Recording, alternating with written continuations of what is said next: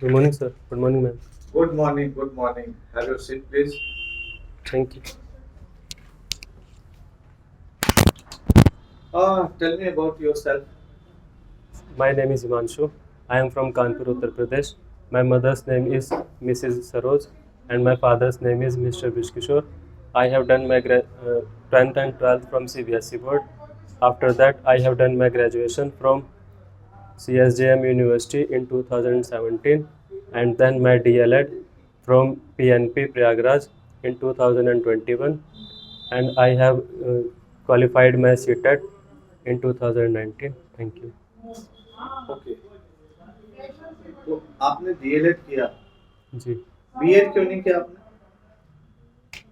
Sir, क्योंकि मेरी रुचि छोटे बच्चों को, पीआरटी वाले बच्चों को पढ़ाने में ज़्यादा है, इसलिए मैंने डीएलएड किया। अच्छा, तो आप पीआरटी में ही मतलब टारगेट करके ही रखते हो जी सर। लाइफ में।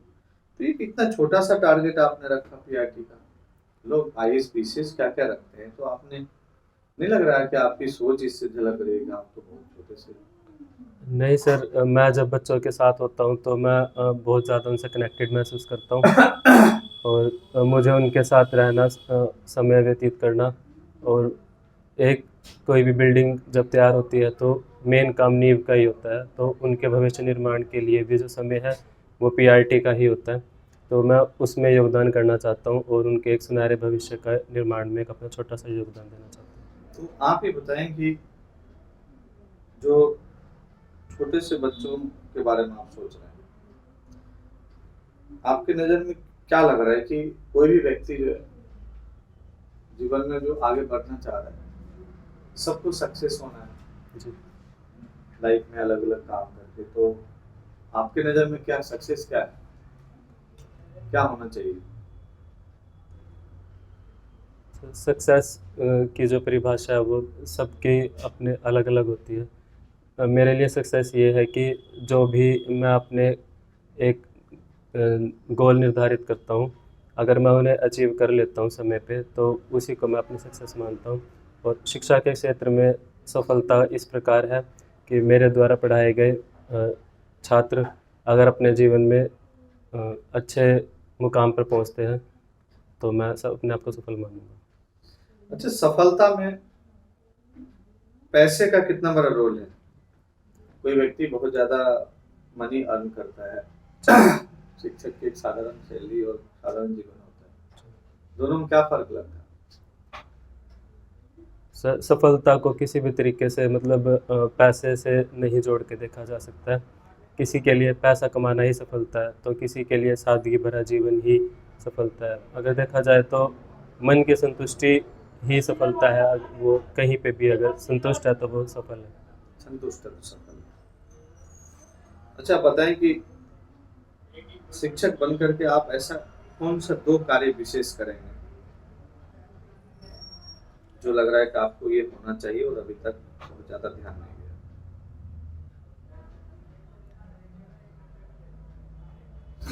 शिक्षक ही है जो मतलब समाज का एक दर्पण के रूप में देखा 2 जाता है। कार्य बताएं, आप कार्य क्या करेंगे? जी, जिन इलाकों में अभी भी जैसे जो हमारे जनजातीय इलाके हैं या फिर जो ग्रामीण परिवेश है, जहाँ पर शिक्षा की जो भारत सरकार की जो भी स्कीम्स है वो नहीं पहुँच पाई है, तो मैं कोशिश करूँगा कि वहाँ पे जाऊँ, नुक्कड़ नाटक से के द्वारा या फिर किसी भी तरीके से वहाँ पर उनको अवेयर करूँ और शिक्षा के महत्व को समझाऊँ, जिससे वो भी मुख्य धारा में शामिल हो सके। क्या है शिक्षा, क्या है आपकी नज़र में शिक्षा का महत्व? आप समझाएं तो कैसे समझाएं? जी, व्हाट इज एजुकेशन? शिक्षा को हम इस तरीके से देख सकते हैं जो अ, हमें हमारे अंदर कई चीज़ों को डेवलप करती है, जैसे कि नैतिक मूल्य, समाज के ग्रोथ में हम कैसे योगदान कर सकते हैं। एक बेहतर समाज का निर्माण करने के लिए शिक्षा का होना बहुत ज़रूरी है। अच्छा, आप बताएं कि किसी भी व्यक्ति का इमोशनल होना जी अच्छा है या बुरा है? सर, इमोशनल होना मेरे हिसाब से अच्छा ही होता है, क्योंकि जब तक हम इमोशनल नहीं होंगे तो दूसरों की संवेदनाओं को भी नहीं समझ पाएंगे, और जब तक और फिर हमारे अंदर एक भाईचारा और सौहार्दपूर्ण व्यक्तित्व का निर्माण नहीं होगा। कई बार एक वर्ड आता है इमोशनल फूल, जी, आप इसका मतलब क्या समझते इमोशनल फूल सर ऐसा व्यक्ति जो कुछ ज़्यादा ही किसी भी बात को लेकर परेशान हो जाता है या इमोशनल होने की वजह से अपने विचारों पर या अपने कार्यों पर ढंग से फोकस नहीं कर पाता हैं? और भावनाओं में मतलब बह जाना टाइप। कोई एग्जांपल आप दे सकते हैं, कभी आपके साथ ऐसा हुआ इमोशनल फूल वाली? सो जब हम किसी के ऊपर ज़रूरत से ज़्यादा ट्रस्ट कर लेते हैं कई कई बार, और जैसा हमने किसी को सोचा और वैसा नहीं वो हमारे लिए साबित हुआ, तो कई बार ऐसा लगता है कि मतलब शायद मैं इमोशनल फूल बन गया। एक शिक्षक के 5 गुण बताइए। Good communication skill, strong subject knowledge, always ready to learn, punctual, disciplined, understanding learning differences. एक बात बताइए कि एक कक्षा में कुछ सामान्य बच्चों के साथ साथ कुछ दिव्यांग बच्चे भी बैठे हुए हैं, उनके लिए पढ़ाई का कौन सा मेथड आप यूज करेंगे? Which methods do you use in a diverse classroom? जी, मैं उनके लिए रचनात्मक कार्य, जैसे कि जिसमें अगर वो बच्चे ये देखेंगे कि हम किस प्रकार के दिव्यांग हैं, यदि सिर्फ पैरों से दिव्यांग है तो मतलब ऐसी एक्टिविटीज़ को शामिल करेंगे जिसमें हाथों का यूज़ हो रहा हो। अगर कोई मूक बधिर है तो भी हम हाथों से एक्टिविटी करके उनको भी समझा सकते हैं। अगर किसी को दिखाई नहीं दे रहा है तो उनके लिए भी हम एक्टिविटीज़ ऐसे डिज़ाइन करेंगे क्लास के अकॉर्डिंग कि सभी को एक समाहित रूप से डील कर सकें। केंद्रीय विद्यालय हमेशा एक नई पहल करती रहती है जी, आप दो कोई नई पहल का नाम बताएं जो केवीएस ने हाल ही में किया हो विदिन 1-2 साल में। जी, इसमें एक छूलो गगन करके इनिशिएटिव केवीएस ने लॉन्च किया, जिसमें 500 किलोमीटर से ज़्यादा दूर कोई भी अगर कार्यक्रम में शिक्षार्थी या अध्यापक जाते हैं तो कोई भी प्राकृतिक आपदा आने पर और ट्रेन में 3rd AC का रिजर्वेशन ना मिलने पर बाय एयरप्लेन उनको भेजा जाएगा और वापस लाया जाएगा फ्री ऑफ कॉस्ट। ये छूलो गगन नाम से स्कीम आई है सर, और अभी रिकॉल नहीं कर। ओके,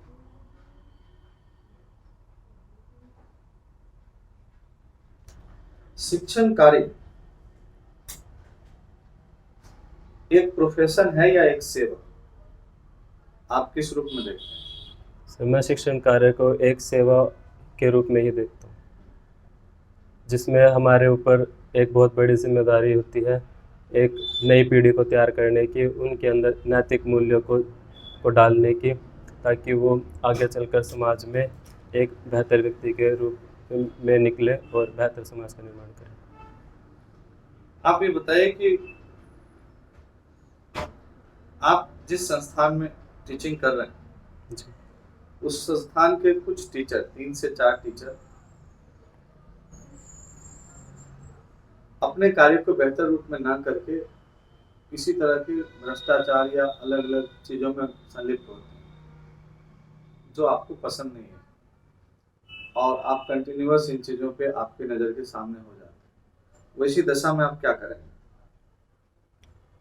सर, सबसे पहले तो मैं उन्हीं टीचर्स से बातचीत करूंगा और अपने स्तर पे उनसे मतलब इस बारे में चर्चा करूंगा कि केवीएस जो एक केंद्रीय विद्यालय एक संस्थान है, इसके अपने कुछ नियम कानून हैं, आप इन्हीं के अकॉर्डिंग कम से कम बाहर नहीं तो सबसे पहले आप विद्यालय में तो उन नियमों का पूरा पालन करें, और बल्कि ऐसा व्यक्तित्व बनाएं कि विद्यालय से बाहर भी आप उन्हीं का पालन करें।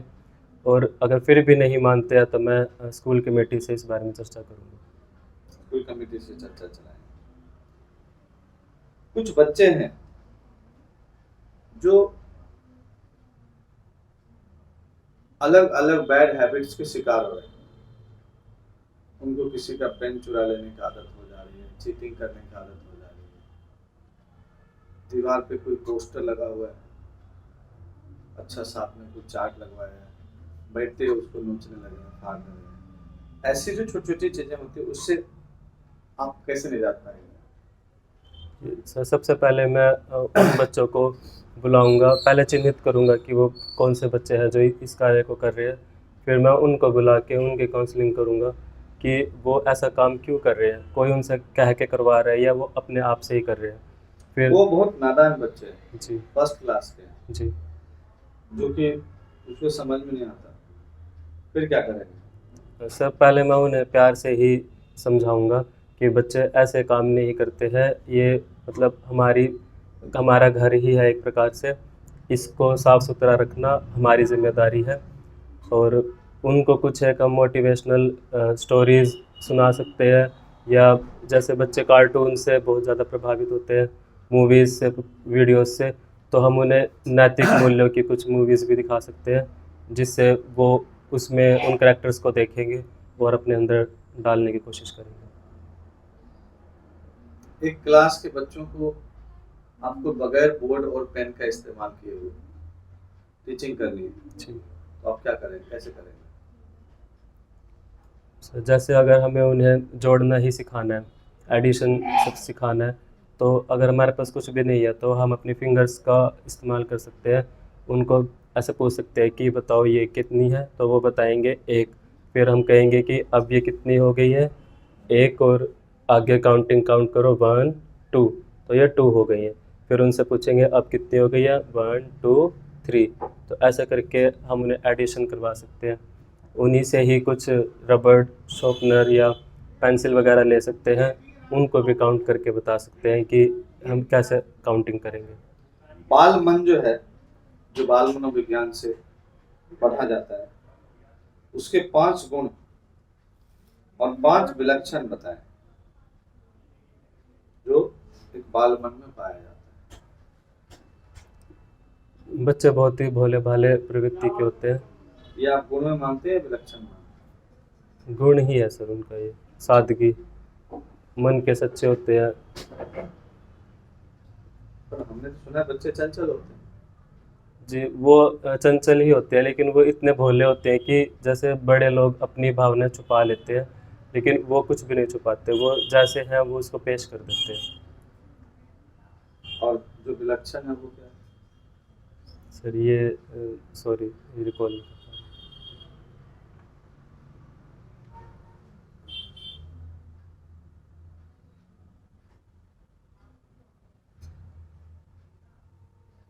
आप बताएं कि पेड़ पौधे लगाना एक बेहतर काम है। जी सर। आप अपने स्कूल में जब अपॉइंटमेंट लेते हैं और आपको जिम्मेदारी दी जाती है, उसको कैसे मैनेज करेंगे?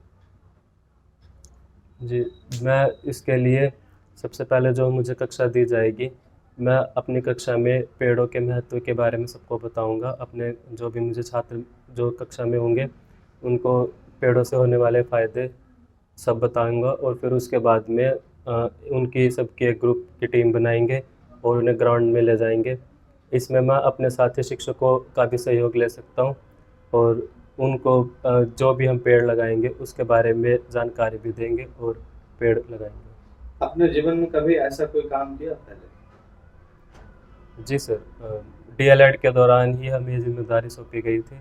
कुछ एक पेड़ दिए गए थे जो हमने अपने कॉलेज के ग्राउंड में भी लगाए थे, और उस रास्ते में भी कई पेड़ हमने लगाए थे, और हमें जिम्मेदारी दी गई थी कि 2 साल आप जब तक इसमें हैं आप इन पेड़ों को पानी देंगे, और जो भी ज़रूरत होगी और आपके बाद जो बैच आएगा आप उन्हें ये कार्य सौंपेंगे। तो सर ये हमने किया था। एक व्यक्ति के लिए परिवार कितना जरूरी होता है? परिवार का महत्व कितना होता है? तो परिवार का महत्व एक व्यक्ति के लिए बहुत बड़ा होता है। व्यक्ति के जीवन में बहुत सारे ऐसे समय आते हैं जब वो निराश भी हो जाता है, हताश हो जाता है, तो ऐसे समय में परिवार ही है जो उसे हर एक प्रकार के सुख दुख में उसका साथ देता है। और चाहे कितनी भी परेशानी हो उसे सही राह दिखाता है और आगे बढ़ाता है। केबीएस क्यों ज्वाइन करना चाहते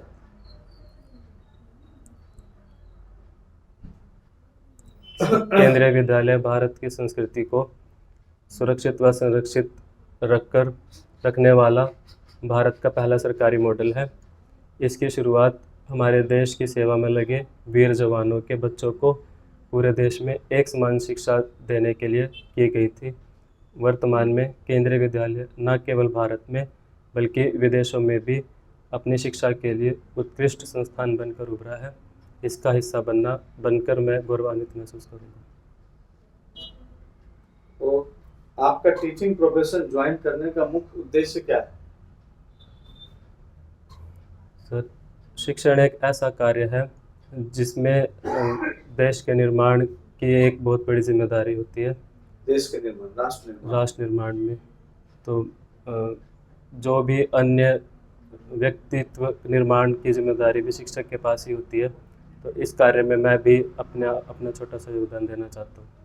तो आप देश सेवा के लिए जा रहे हैं या देश सेवा के लिए जा रहे हैं या परिवार सेवा के लिए? सर, देश सेवा के लिए।